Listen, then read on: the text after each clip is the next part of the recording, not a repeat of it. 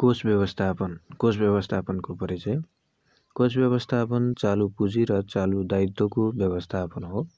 आधुनिक युगमा कोष व्यवस्थापनले पुँजी तथा दायित्वको व्यवस्थापनलाई समेट्दछ। तर हामी बैंक तथा वित्तीय संस्थाले गर्ने कोष व्यवस्थापनको बारेमा अध्ययन गर्दछौँ। बैंक तथा वित्तीय संस्थाले निक्षेप सङ्कलन तथा विभिन्न वित्तीय उपकरणको सहायताले कोष जम्मा गर्दछन्। त्यसरी सङ्कलित कोषको उचित व्यवस्थापनबाट नै मुनाफा प्राप्त गर्ने हुँदा कोष व्यवस्थापन बैंक तथा वित्तीय संस्थाको लागि महत्त्वपूर्ण छ। सक्षम भुक्तानी प्रणालीको विकासको लागि बैंकमा तरलताको आवश्यकता पर्दछ। एकातिर तरलताको अभाव हुन जाँदा ग्राहकले मागेको समयमा भुक्तानी दिन नसक्दा बैंकप्रतिको विश्वास गुम्न सक्छ भने अर्कोतिर अधिक तरलताको कारण पर्याप्त लगानी हुन नसक्दा बैंकको नाफा घट्न जान्छ। त्यसकारण अधिक तरलता र तरलताको अभाव दुवै हुन नदिन उपयुक्त कोष व्यवस्थापन गर्न सक्नु पर्दछ। बैंकिङ व्यवसाय ग्राहकको विश्वासमा टिकेको हुन्छ।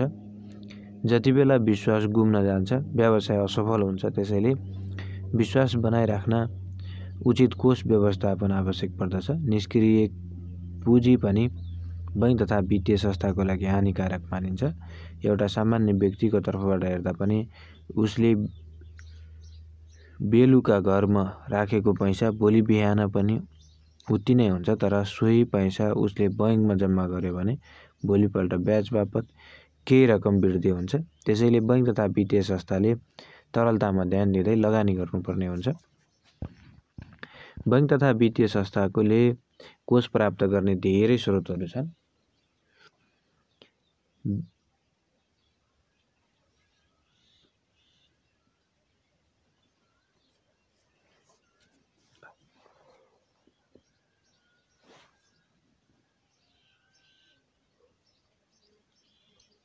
विभिन्न प्रकारका निक्षेप, बोन्ड, अन्तर्बैङ्क सापटी आदि कोष सङ्कलन गर्ने स्रोतहरू हुन्। प्रमुख स्रोत विभिन्न प्रकारका खाताहरूको माध्यमबाट निक्षेप सङ्कलन हो।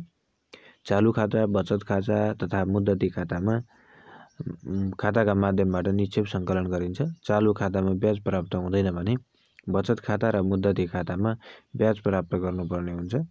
बैंक खाताको भन्दा मुद्दती खाताको ब्याज दर बढी हुन्छ। ब्याज दिएर निक्षेप सङ्कलन गरिने भएको हुँदा सो कोषलाई प्रतिफल दिने क्षेत्रमा लगानी गर्नुपर्ने हुन्छ।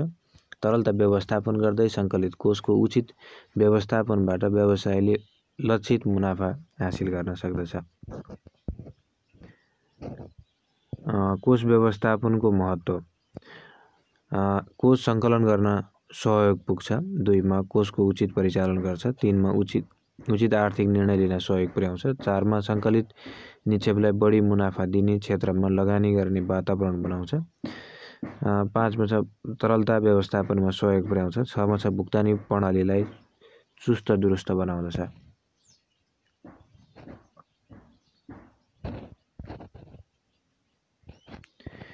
त्यसैगरी 2 नम्बरमा छ नोट कोष अथवा बारू कोष। नोट कोष। नेपाल राष्ट्र बैंकले नेपालभर नेपाली रुपैयाँको सहज आपूर्तिको लागि खडा गरेको कोषबाट नोट कोष खडा गरेको कोषलाई नोट कोष भनिन्छ। सर्वप्रथम नोट कोष कारोबार 2017 साल वैशाख 2 गतेदेखि सुरु भएको हो। हाल नेपाल राष्ट्र बैंक र वाणिज्य बैंकहरूमा गरी जम्मा 77 वटा नोट कोष सञ्चालनमा रहेका छन्। नोट कोषमा रहेको नोट कोष मौजदार नेपाल राष्ट्र बैंकको सम्पत्ति हो। नेपाल राष्ट्र बैंकले औचित्यताका आधारमा आवश्यक परेको स्थानमा नोट कोषको व्यवस्था गर्दछ।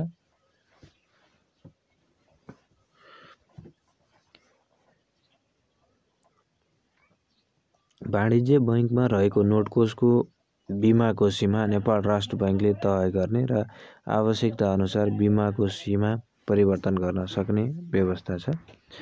वाणिज्य बैंकमा नोट कोषमा अन्य क वर्गका वाणिज्य बैंकहरूलाई नोट कोष कारोबार गर्न 2066 साल जेठ 15 गतेदेखि अनुमति दिइएको छ र त्यस्ता बैंकहरूले आफ्नो व्यापक पर्ने वाणिज्य बैंकको नोट कोषमा कारोबार गर्न सक्दछन्।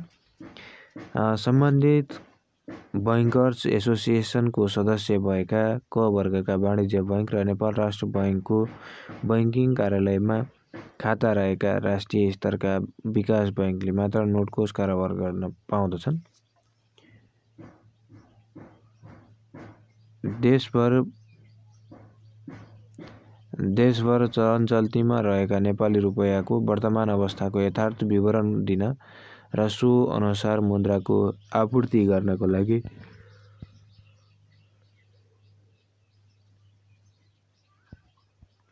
नोटकोषको व्यवस्था भएको हो।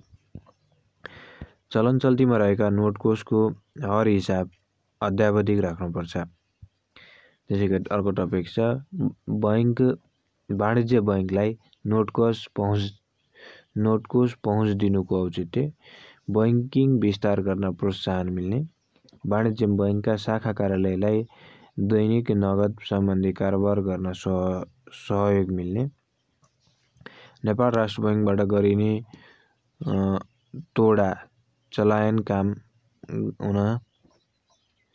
हुनको साथै यसमा लाग्ने खर्च न्यूनीकरण हुने, हरेक वाणिज्य बैंकमा नोटकोष स्थापना गर्न सम्भव नहुने र धेरै बैंकसँग हिसाब किताब राख्ने झन्झटबाट छुटकारा मिल्ने, वाणिज्य बैंकहरूले सजिलैसँग कम लागतमा रकम ट्रान्सफर गर्न सक्ने, वाणिज्य बैंकका शाखाहरूमा तरलता समस्या आउन नदिने। त्यसैगरी बारू कोष नेपालमा केन्द्रीय बैंकले भारतीय रुपैयाँको विनिमय दरलाई स्थिर गरेको छ। माग र पूर्तिको स्वचालित संयन्त्रद्वारा विनिमय दर निर्धारण हुन नसक्ने हुँदा केन्द्रीय बैंकले भारतीय मुद्राको आवश्यकता अनुसार व्यवस्थापन गर्नुपर्ने हुन्छ। बजारमा भारतीय मुद्राको अभाव हुँदा उक्त मुद्रा बजारमा उपलब्ध गराउने र बढी हुँदा बजारबाट खरिद गर्ने कार्य नेपाल राष्ट्र बैंकले गर्दछ। भारतीय रुपैयाँको सहज उपलब्धताको कारण नेपाल राष्ट्र बैंकले स्थापना गरेको कोषलाई बारू कोष भनिन्छ। बारू कोष नेपाल राष्ट्र बैंकको थापाथली स्थित बैंकिङ कार्यालय र उपत्यका बाहिरका 7वटा कार्यालयहरूका साथै तराईका जिल्लाहरूमा तोकिएका वाणिज्य बैंकमा सञ्चालित छ। बारू कोषमा भारतीय रुपैयाँको खरिद तथा बिक्रीको यथार्थ कार्य गरिन्छ। नगद भारतीय रुपैयाँको आवश्यकतालाई पूर्ति गर्न बारू कोष स्थापना गरिएको हो। भारतमा अध्ययन, औषधि उपचार, यात्रा आदि अत्यावश्यक काम गर्न जाने नेपाली नागरिकहरूको भारतीय रुपैयाँको आवश्यकता यस्ता बारू कोषहरूले पूर्ति गर्ने गर्दछन्। हस् त, धन्यवाद।